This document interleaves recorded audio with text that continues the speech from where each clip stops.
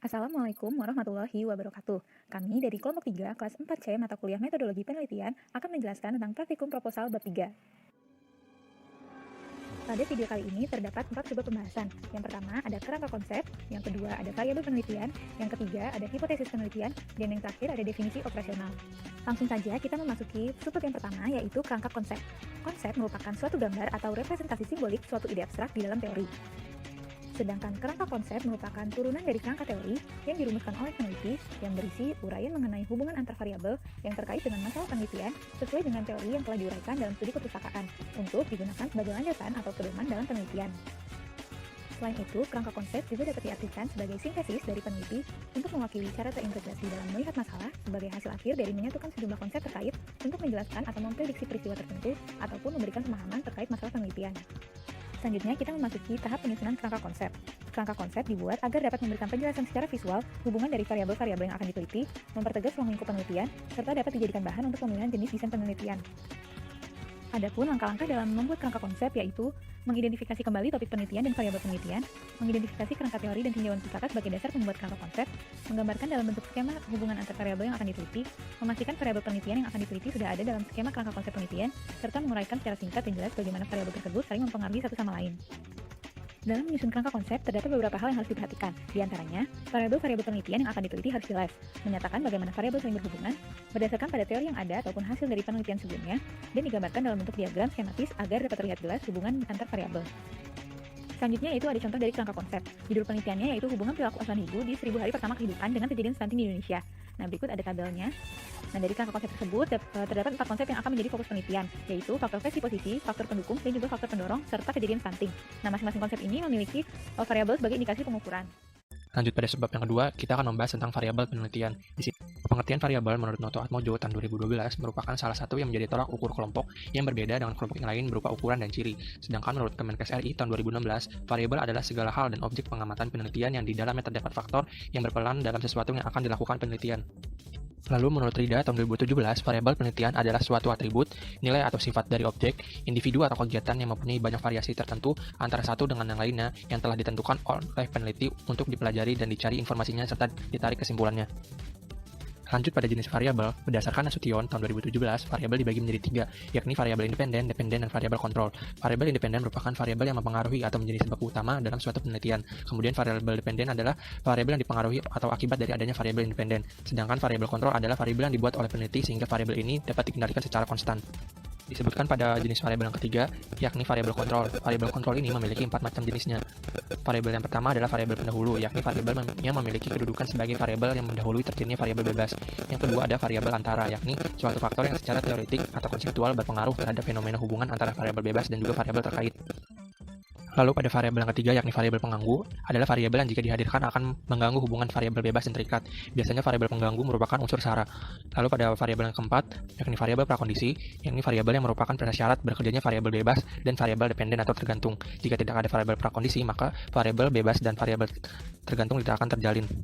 Lanjut pada contoh topik penelitian hubungan perilaku asuhan ibu di 1000 hari pertama kehidupan dengan kejadian stunting di Indonesia, terdapat variabel independen dan independennya. Variabel independen dari topik tersebut adalah perilaku asuhan ibu di 1000 hari per HPK. Faktor predisposisi merupakan yang berperan sebagai variabel independen yang menentukan perilaku asuhan ibu. Lalu pada variabel dependen yakni kejadian stunting di Indonesia.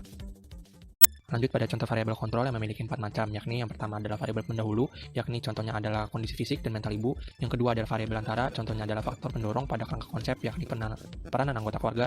Yang ketiga ada variabel pengganggu, yakni unsur agama yang jika dimasukkan pada kejadian stunting akan menimbulkan potensi konflik. Yang keempat adalah variabel prakondisi, yakni malnutrisi pada bayi pada 1000 HPK. Masuk pada subbab yang ketiga, yakni hipotesis penelitian. Di sini kita akan membahas tentang pengertian hipotesis, ciri hipotesis, bentuk hipotesis, jenis hipotesis, dan contoh dari hipotesis. Pengertian hipotesis menurut Margono 2004 yakni pendapat, kesimpulan, dan jawaban masalah penelitian yang bersifat sementara berdasarkan teori yang memiliki kemungkinan akurasi tertinggi. Selanjutnya menurut Riles dalam Nazir tahun 2005, hipotesis merupakan suatu keterangan sementara sebagai suatu fakta yang akan diamati. Lalu berdasarkan Nazir 2005, hipotesis merupakan jawaban dari permasalahan penelitian yang bersifat sementara dan perlu diuji kebenarannya secara empiris dari fenomena-fenomena yang bersifat kompleks. Lalu berdasarkan Kemenkes tahun 2016, hipotesis adalah sebuah pernyataan bersifat sementara yang menjelaskan hubungan antara dua variabel atau lebih yang kemudian mesti dibuktikan kebenarannya melalui uji statistik yang benar dan sesuai. Selanjutnya adalah ciri-ciri hipotesis. Menurut Susilo dalam Tri Cahyodani 2019, suatu rumusan hipotesis haruslah mempunyai ciri-ciri sebagai berikut. 1. Hipotesis dinyatakan sebagai kalimat pernyataan, bukan dalam bentuk kalimat tanya. Kedua, peneliti haruslah menjaga konsistensinya mengenai isi hipotesis. Artinya, peneliti tidak diperbolehkan mengubah-ubah hipotesis yang telah ia rumuskan sebelumnya. Ketiga, dalam jenis penelitian eksperimen, rumusan hipotesis berisikan pernyataan mengenai efektivitas, perbedaan, ataupun pengaruh dari suatu variabel ke variabel lainnya. Dalam hipotesis, setidaknya diperlukan minimal dua variabel yang saling berhubungan yang akan diteliti. Dan yang terakhir adalah hipotesis penelitian haruslah dapat diuji. Dalam metodologi penelitian juga harus menerangkan teknik analisis yang akan digunakan untuk menguji hipotesis penelitian. C. Bentuk rumusan hipotesis. Menurut Subagio 2017, hipotesis penelitian dapat dirumuskan ke dalam 3 bentuk. Yang pertama adalah hipotesis deskriptif, merupakan jawaban sementara terhadap masalah deskriptif yang bersinggungan dengan variabel mandiri. Contohnya yaitu, kita ambil judul adalah hubungan perilaku asuhan ibu di 1000 hari pertama kehidupan dengan kejadian stunting di Indonesia. Rumusan masalah deskriptifnya adalah, apakah perilaku asuhan ibu saat 1000 HPK sangat penting? Lalu kita dapat menyimpulkan hipotesis deskriptifnya adalah, perilaku asuhan ibu saat 1000 HPK sangat penting, atau perilaku asuhan ibu saat 1000 HPK tidak penting. Yang kedua adalah hipotesis komparatif, merupakan jawaban sementara atas rumusan masalah yang bersifat komparatif atau membandingkan. Contohnya dapat kita ambil dari faktor predisposisi pendidikan ibu. Dengan judul yang sama, kita dapat merumuskan masalah komparatif, yaitu bagaimana perilaku asuhan ibu di 1000 hari pertama kehidupan pada ibu yang memiliki tingkat pendidikan yang tinggi dan rendah. Lalu kita dapat menyimpulkan hipotesis komparatifnya adalah, perilaku asuhan ibu di 1000 hari pertama kehidupan pada ibu yang memiliki tingkat pendidikan yang tinggi lebih baik daripada ibu yang memiliki tingkat pengetahuan yang buruk. Yang ketiga adalah hipotesis asosiatif, merupakan jawaban sementara atas rumusan penelitian yang menunjukkan keterkaitan antara dua variabel atau lebih. Contohnya dapat kita ambil dari judul sebelumnya. Lalu rumusan masalah asosiatifnya adalah, apakah perilaku asuhan ibu pada 1000 hari pertama kehidupan akan berpengaruh terhadap kejadian stunting? Hipotesis asosiatifnya adalah, terdapat pengaruh yang signifikan antara perilaku asuhan ibu di 1000 hari pertama kehidupan dengan kejadian stunting. D. Jenis-jenis rumusan hipotesis. Menurut Sahayu 2013, terdapat 2 jenis hipotesis. Yang pertama adalah hipotesis nol atau null hipotesis yang umumnya disingkat menjadi HO. Merupakan hipotesis yang menyatakan bahwa tidak ada perbedaan antara dua variabel yang diteliti.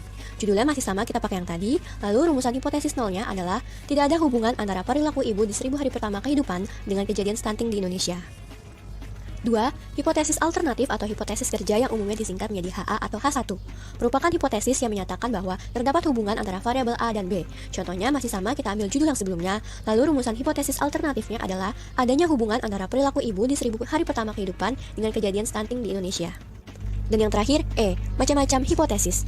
Menurut Dani 2019, hipotesis dikategorikan menjadi 2 jenis. Yang pertama adalah hipotesis tanpa arah atau 2 arah. Merupakan rumusan hipotesis di mana kalimatnya berisikan pernyataan hanya mengenai apakah terdapat hubungan atau hanya perbedaan saja.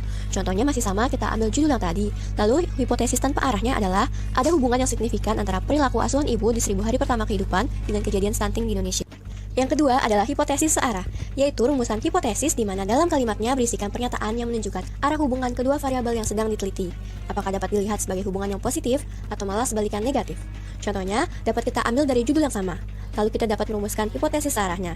Yang pertama adalah semakin tinggi pendidikan ibu, maka diikuti dengan semakin baiknya pula perilaku asuhan ibu. Dapat kita lihat bahwa hubungan kedua variabel ini adalah positif. Lalu yang kedua adalah semakin tinggi pendapatan keluarga, maka diikuti dengan semakin rendahnya kemungkinan terjadi stunting pada bayi. Dapat kita lihat bahwa hubungan kedua variabel ini adalah negatif. Untuk bahasan yang selanjutnya adalah definisi operasional. Apa itu definisi operasional? Jadi definisi operasional adalah definisi yang ditujukan kepada suatu variabel dengan cara memberikan suatu operasional yang diperlukan untuk mengukur variabel tersebut. Mengapa sih harus dilakukan operasionalisasi? Karena tiap istilah atau variabel dapat diartikan secara berbeda-beda oleh orang dan menghasilkan persepsi yang berbeda pula. Maka disusunlah suatu DO yang bersifat spesifik dan harus berdasarkan karakteristik yang diamati, sehingga dapat dilakukan suatu pengukuran yang tepat. Apa saja sih susunan dari definisi operasional? Yang pertama adalah definisi operasional, yaitu deskripsi operasional suatu objek. Yang kedua adalah cara ukur atau bagaimana prosedur mengukur variabel. Yang ketiga adalah alat ukur, yaitu jenis atau alat ukur yang digunakan dalam mengukur variabel. Yang keempat adalah hasil ukur atau hasil pengumpulan data yang dapat dituliskan sesuai dengan skala ukur. Dan yang terakhir adalah skala ukur, seperti nominal, ordinal, interval, ataupun rasio. Selanjutnya terdapat 6 langkah dalam mengembangkan definisi operasional. Yang pertama adalah mengidentifikasi karakteristik yang diambil. Pada langkah ini cukup mengidentifikasi karakteristik yang akan diukur. Contoh dalam penelitian berjudul hubungan perilaku asuhan di 1000 HPK dengan kejadian stunting di Indonesia, maka variabel yang akan diukur adalah umur ibu dan pendidikan ibu dan lain-lain. Kemudian yang kedua adalah pilihlah alat ukur. Berdasarkan variabel yang telah ditentukan, maka pilihlah alat ukur yang sesuai. Misalnya dalam mengukur panjang badan dan berat badan bayi digunakan alat ukur seperti matres, papan berskala, dan dacin. Selanjutnya, uraikan metode pengujian dan atau kriteria. Pada tahap ini, tingkat akurasi perlu dinyatakan. Misalnya, jika ingin mengukur berat badan dan panjang badan bayi, diperlukan bayi dalam rentang umur berapa, ataukah 1 tahun, ataukah 2 tahun. Nah, hasil pengukuran tersebut akan ditulis dalam satuan cm atau meter. Yang keempat adalah lakukan tes dan mencapai keputusan. Pada langkah ini dilakukan pengujian dan melihat keputusan yang tercapai. Apakah item tersebut sudah memenuhi kriteria? Misalnya telah ditentukan bahwa kriteria bayi yang diukur adalah kurang dari 1 tahun. Namun dalam melakukan pengukuran, peneliti menggunakan timbangan dewasa, maka hal tersebut tidak dapat memenuhi kriteria dan dianggap akan mengurangi keakuratan hasil pengukuran. Oleh karenanya dapat diputuskan bahwa alat tersebut perlu diganti.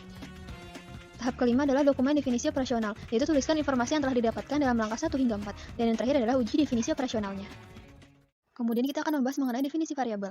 Definisi variabel dibagi menjadi 2, yaitu definisi konsepsional dan juga operasional. Definisi konsepsional adalah pengertian secara umum mengenai variabel yang diteliti dan diambil dari textbook, sedangkan definisi operasional adalah pengertian yang menjelaskan secara khusus dari variabel-variabel yang akan diteliti. Terdapat 4 kriteria dalam definisi operasional. Yang pertama adalah definisi harus dapat dibolak-balikan dengan hal yang didefinisikan. Yang kedua, definisi tidak boleh negatif. Yang ketiga, apa yang didefinisikan tidak boleh masuk ke dalam definisi operasional. Yang keempat adalah definisi tidak boleh dinyatakan dalam bahasa yang kabur atau ambigu. Terdapat permasalahan dalam penyusunan DO, seperti ketidakmampuan peneliti untuk memperoleh informasi yang langsung berhubungan dengan definisinya. Selanjutnya adalah cara dan alat ukur. Cara ukur berisi uraian untuk mengukur variabel dengan menggunakan alat ukur yang sesuai. Contohnya seperti prosedur mengukur berat badan di bawah ini. Kemudian ada alat ukur. Alat ukur berisi instrumen yang dipakai untuk mengukur variabel. Jenis-jenisnya seperti kuesioner, wawancara, observasi, dan alat ukur. Alat ukur yang pertama adalah kuesioner atau instrumen penelitian yang digunakan dalam bentuk pertanyaan terstruktur, telah tervalidasi, dan reliable. Terdapat 4 jenis pertanyaan yang dapat memuat di kuesioner. Yang pertama adalah pertanyaan terbuka, yang merupakan pertanyaan yang diajukan dan dijawab langsung oleh peneliti dan responden dalam bentuk pendapat. Yang kedua adalah pertanyaan tertutup, yang merupakan jenis pertanyaan kuesioner di mana responden diminta untuk memilih jawaban yang tepat disediakan dan dianggap paling benar oleh responden. Yang ketiga adalah pertanyaan semi terbuka, yang merupakan jenis pertanyaan kuesioner yang meminta responden untuk melakukan pilihan jawaban sesuai dengan pengetahuannya. Dan yang terakhir adalah pertanyaan campuran terbuka dan tertutup. Untuk contoh-contohnya dapat dilihat sebagai berikut. Alat ukur selanjutnya adalah wawancara atau instrumen pengumpulan data dengan melakukan proses tanya jawab langsung dengan responden. Yang ketiga adalah observasi atau instrumen penelitian yang hanya melakukan pengumpulan data yang sudah ada. Yang terakhir adalah alat ukur atau instrumen penelitian yang menggunakan alat dan umumnya digunakan dalam bidang kesehatan. Selanjutnya, hasil ukur. Menurut Masturo dan Anggita tahun 2018, hasil pengukuran variabel merupakan hasil dari sebuah pengukuran variabel dalam definisi operasional penelitian. Dan harus konsisten antara hasil ukur variabel independen dan hasil ukur variabel dependen agar mendapatkan hasil yang tepat. Hasil ukur dalam metodologi penelitian biasanya disajikan dalam bentuk tabel. Hasil ukur variabel tersebut dapat dituliskan sebagai berikut. Yang pertama, hasil ukur dituliskan sesuai dengan penelitian secara apa adanya atau terbuka, sehingga dihasilkan data dalam skala interval atau rasio. Yang kedua, pada hasil ukur dapat dilakukan pengkategorian sesuai dengan standar yang sudah ada, atau sesuai dengan keinginan peneliti, sehingga dihasilkan data dalam skala ordinal atau nominal. Namun, untuk menghindari subjektivitas dalam penelitian, sebaiknya memprioritaskan pengkategorian sesuai standar yang ada menggunakan kriteria min atau median. Selanjutnya, skala pengukuran. Skala pengukuran merupakan skala atau variabel yang ditentukan berdasarkan jenis data variabel penelitian menurut Muhammad tahun 2005. Macam-macam skala pengukuran, dalam metodologi penelitian diantaranya terdapat skala nominal, skala ordinal, skala interval, dan skala rasio. Pertama, skala nominal. Pada skala nominal, objek atau individu yang ditentukan pada suatu kategori tertentu dan tidak bersifat numerik. Ciri-cirinya, yang pertama hanya membuat urutan tanpa memberikan suatu tingkatan tertentu. Yang kedua, kategori dalam datanya bersifat homogen, mutually eksklusif, dan ekshaustif. Yang berarti setiap individu hanya dapat dimasukkan dalam satu kategori saja, dan seluruh data harus mendapatkan kategorinya masing-masing. Kedua, skala ordinal. Skala ordinal dapat dibilang mirip dengan skala nominal. Hanya saja, skala ordinal memiliki urutan atau tingkatan dalam kategori berdasarkan indikator tertentu, namun tidak bisa dioperasikan dengan matematika. Hal penting yang harus diperhatikan dalam skala ordinal yang pertama memberi ukuran dan kategori respon yang ada pada variabel, membuat variabel tersebut bersifat pasti. Alternatif ukuran disusun untuk menunjukkan beberapa kategori yang berbeda, dan yang ketiga, ukuran respon disusun berdasarkan ranking. Ketiga, skala interval memiliki ciri-ciri. Yang pertama, klasifikasi berdasarkan karakteristik tertentu seperti pada skala nominal. Yang kedua, urutan atau tingkatan berdasarkan indikator tertentu seperti pada skala ordinal. Ciri khasnya memiliki jarak antar kategori sehingga memiliki selisih yang dapat dihitung dan dinyatakan dengan angka. Yang ketiga, tidak ada nol mutlak. Yang keempat, tidak dapat dilakukan dengan operasi matematika selain penjumlahan dan pengurangan. Keempat, skala rasio. Memiliki ciri-ciri. Yang pertama, memiliki sifat skala nominal yaitu pengkategorian, skala ordinal yaitu urutan, dan skala interval yaitu jarak antar kategori. Yang kedua, memiliki nol mutlak, yaitu nol sesungguhnya atau nol sebagai representasi ketiadaan. Yang ketiga, dapat dilakukan semua operasi matematika. Contoh, pada variabel umur ibu disebutkan skala ukurnya ordinal, karena pada hasil ukurnya memiliki kategori seperti yang tertera dan memiliki urutan yaitu 0, 1, dan 2. Pada variabel pendapatan keluarga, bila tidak dikategorikan, dapat memiliki skala ukur interval, seperti 500.000 sampai dengan 1,5 juta.